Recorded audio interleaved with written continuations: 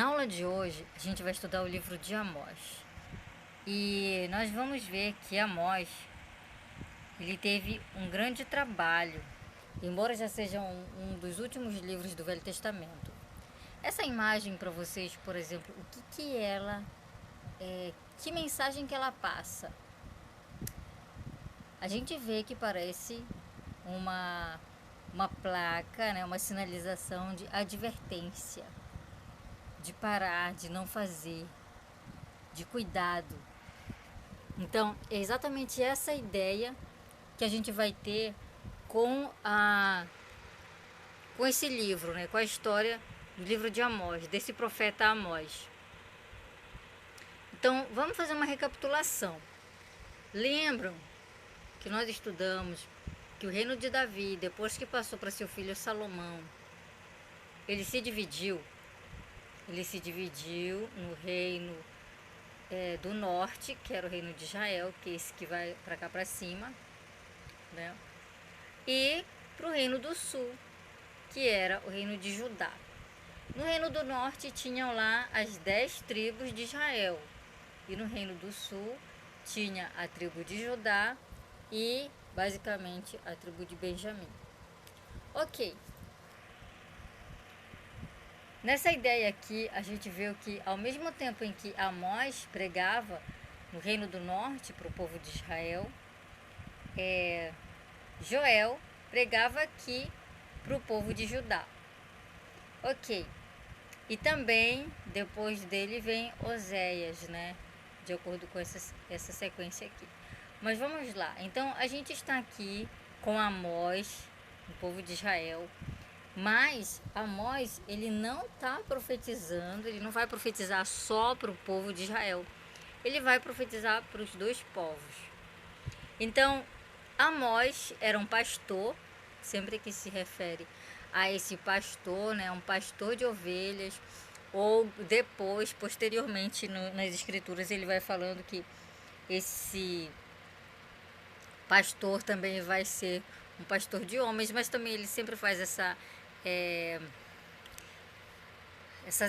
traz essa semelhança com o pastor de ovelhas, sendo as pessoas as ovelhas e o pastor aquele que prega, né, a palavra do Senhor. Mas aqui está um pastor de ovelhas em uma pequena aldeia da região de Judá. Aqui a gente está no reino de Judá. Ok, outra informação também importante é que Amós foi chamado pelo Senhor para pregar ao reino de Israel e advertir o povo das consequências de seus pecados. Então, ele foi chamado exclusivo para cá, para pregar ao povo de Israel. Mas ele fala algumas coisas que aconteceriam depois no reino de Judá. E uma das coisas que ele vai profetizar é a destruição do povo. E a gente vai ver aqui em Amós 2, de 4 a 6, que diz assim: Assim diz o Senhor, por 3 transgressões de Judá e por 4 não afastarei o castigo, porque rejeitaram a lei do Senhor e não guardaram os seus estatutos, e as suas mentiras os enganaram, após as quais andaram seus pais. Por isso porei fogo a Judá. Olha, falando da destruição. Porei fogo a Judá. Qual é a tribo? A tribo de Judá, o povo dos judeus. E consumirá os palácios de Jerusalém. Então seria uma destruição tão grande que até os palácios seriam destruídos. Assim diz o Senhor: por 3 transgressões de Israel e por 4 não afastarei o castigo, porque vendem o justo por dinheiro e o necessitado por um par de sapatos. Então o povo estava muito iníquo. Mas quando ele fala aqui 3 ou 4 transgressões, ele não está se referindo exatamente a um número quantitativo. Ok? A gente vai ver aqui outra escritura, Amós 2, de 10 ao 12. Então ele dá continuidade nisso aqui, né? Depois ele diz lá no 10: Também os filhos do Egito e 40 anos vos guiei no deserto, para que possuísseis a terra do amorreu. E alguns dentre vossos filhos suscitei para profetas, e alguns dentre os vossos jovens para nazireus. E não é isso assim, filhos de Israel, diz o Senhor. Mas vós, aos nazireus, deste vinho para beber, e aos profetas mandastes, dizendo, não profetizareis. Então, aqui ele já está falando para o povo de Israel. Então, olha só. Aqui tem uma profecia para o povo de Judá, e aqui tem outra profecia para o povo de Israel. E alguns outros detalhes importantes que a gente vai ver. Então, quando ele fala por 3 transgressões e por 4, sugere que os pecados daquelas nações eram em excesso. Um certo nível de iniquidade teria justificado a destruição deles, mas eles haviam pecado muito acima desse nível. Pensa, se o povo hoje está iníquo, né? É mais ou menos assim que o povo de antigamente já estava, extremamente iníquo. E aí, por conta disso, veio a destruição. Outra coisa importante é que ele fala aqui, no versículo 12, é o que eles fizeram com esse nazireu. Lembra que o nazireu, né, como ele diz aqui, vem de que significa consagrado ou dedicado. Então, eles dedicavam-se inteiramente ao Senhor por um certo período de sua vida. Como parte desse voto, eles não bebiam vinho. E eles não bebiam vinho, e o que os israelitas estavam fazendo com que eles fizessem? Estavam fazendo, incentivando eles a beberem vinho. E o que eles estavam falando para os profetas também? Não profetizareis, né? Tipo, não abre a sua boca, não fala o que o Senhor tem para falar para a gente. Eles não queriam ouvir a verdade. Então, por conta disso, veio aí uma grande destruição. Então, eles estavam falando para o povo, não profetizareis, né?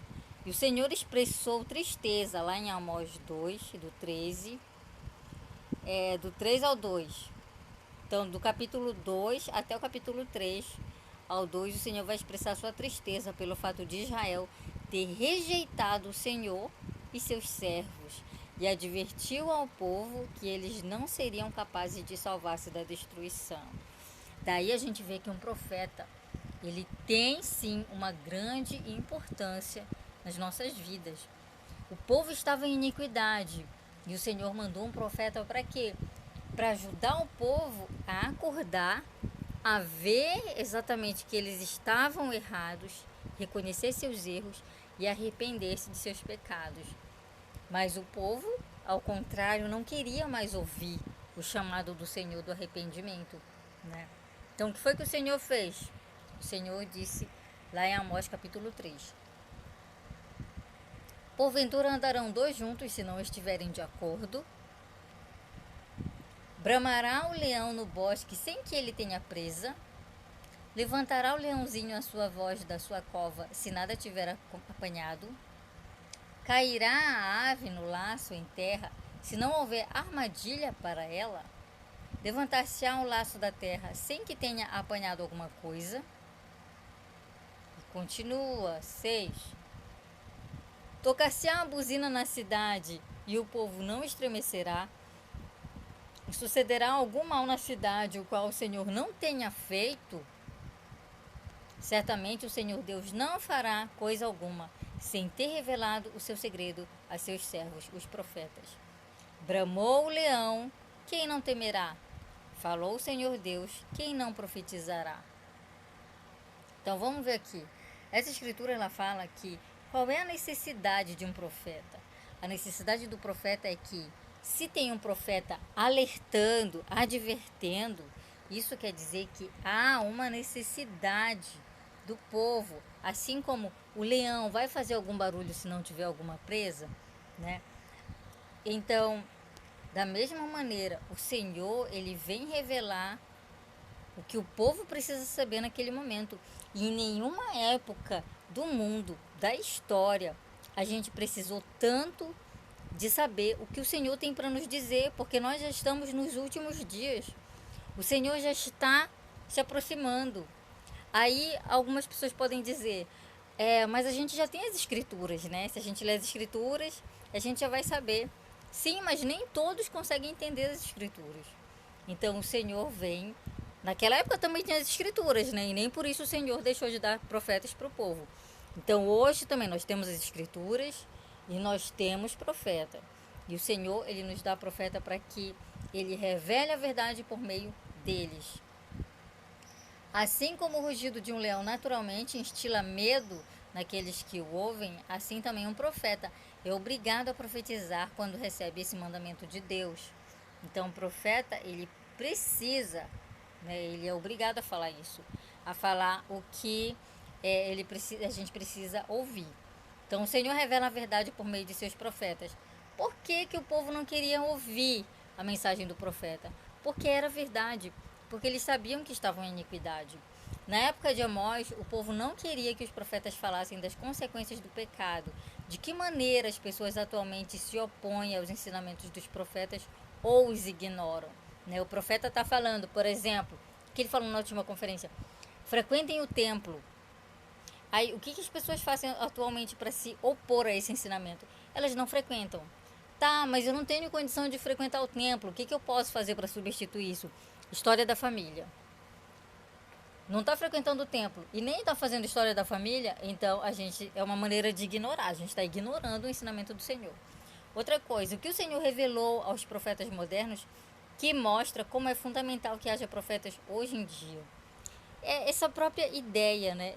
Essa questão de frequentar o templo, a gente viu nas escrituras, no livro passado. E a gente entende que isso é uma coisa importante, fundamental, para que a obra do Senhor continue. Inclusive, a própria construção de templos para que o trabalho do Senhor seja agilizado na terra. Então, é fundamental que haja profetas para os nossos dias, para a nossa época. E como eu falei, né, anteriormente, principalmente porque nós já estamos nos últimos dias. Quem não gostaria de ser alertado sabendo que o mundo vai ser destruído? Alertado por um profeta de Deus, não por qualquer pessoa que vai falar qualquer ideia da cabeça. Então, de que modo vocês vieram a saber que o Senhor revela a verdade por meio de seus profetas? Em algum momento vocês sentiram, em algum momento da história, mesmo nas nossas aulas do seminário, vocês sentiram que realmente era importante que tivesse um profeta? Em algum momento da conferência que vocês assistiram, vocês sentiram que aquela mensagem era importante para vocês naquele momento? Se vocês não sentiram em nenhum desses momentos, vocês precisam procurar mais verdadeiramente de coração saber o que o Senhor quer falar para vocês, tá? Então é isso que nós precisamos hoje, saber o que o Senhor quer falar para mim. E essa deve ser a nossa busca, porque para cada pessoa pode ser diferente, porque eu posso estar fazendo as coisas que você não está fazendo, então o Senhor vai falar para mim outras coisas que eu não estou fazendo, e vai falar para você as coisas que eu estou fazendo, e de repente as coisas que eu não estou fazendo, você está fazendo. Então a gente precisa saber onde vai se aplicar a nossa necessidade. Outra coisa, Amós vai alertar mais uma outra coisa aqui, ó. Amós continuou a advertir o povo a respeito da destruição que viria a ocorrer. Ele também explicou que, embora o Senhor muitas vezes tivesse feito uso de fome, seca, pestes e guerras para ensinar o seu povo que os caminhos que seguiam eram errados, eles não quiseram retornar a ele. Amós revelou seu dever de declarar a palavra de Deus e descreveu outra consequência, a rejeição dos profetas por parte de Israel. Então, ele falou isso aqui, né? Olha só que interessante, que ele usou aqui, né? Como ele diz aqui, ele também explicou que, embora o Senhor tenha muitas vezes feito uso de fome, seca e pestes e guerras para ensinar seu povo, ainda assim eles não quiseram se voltar para o Senhor. Hoje acontecem muitas coisas. Mas ele diz que aconteceu uma coisa aqui. Em Amós 8, do 11 ao 12, ele diz: Eis que vem dias, diz o Senhor Deus, em que enviarei fome sobre a terra, não fome de pão, nem fome de água, mas de ouvir as palavras do Senhor. E irão errantes de um mar até outro mar, e do norte até o oriente, correrão por todas as partes, buscando a palavra do Senhor, mas não a acharão. Então, essa fome que ele fala aqui, ó, não era fome de água, nem de comida, fome de comida e nem sede de água. Era que, quando as pessoas rejeitam os profetas do Senhor, elas pedem a bênção de ouvir as palavras do Senhor. E isso aconteceu como? Essa fome, né? E essa sede de ouvir a palavra de Deus. Na época da grande apostasia. Por quê? Não tinha mais profetas para alertar o povo, para convidar o povo ao arrependimento. Então a grande apostasia ocorreu após o Salvador ter estabelecido sua igreja.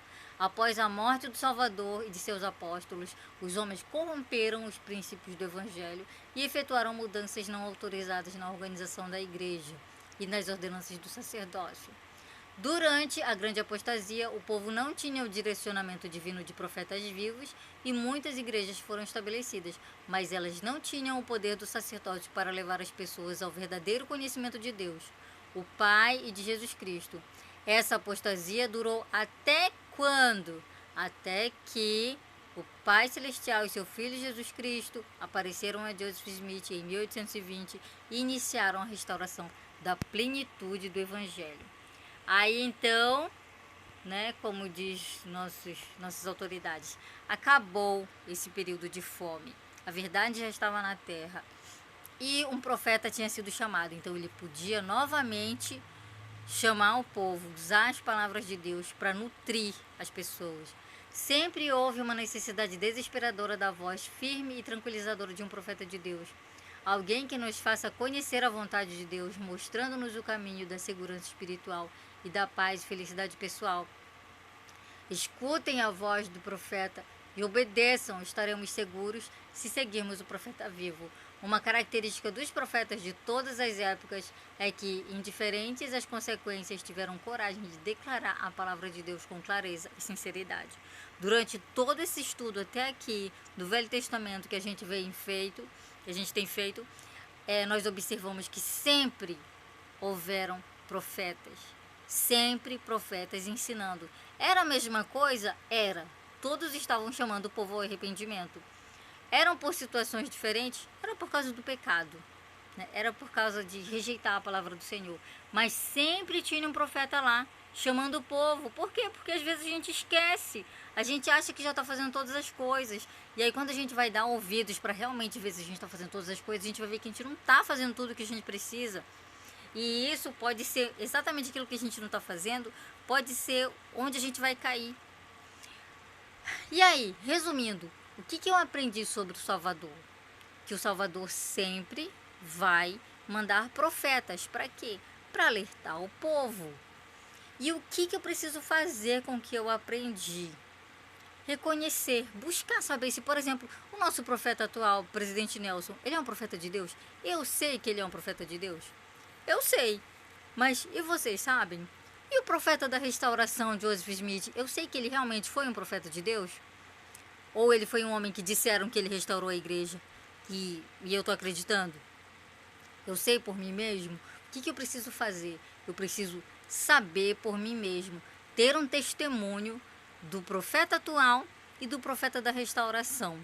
Para quê? Para que eu saiba, sem dúvida nenhuma, que este é o reino de Deus, que o Senhor, ele responde às nossas orações. Então, já que eu sei que o Senhor responde às minhas orações, eu também sei que ele pode fazer todas as coisas, inclusive responder para mim se eu estou realmente seguindo um profeta de Deus ou não.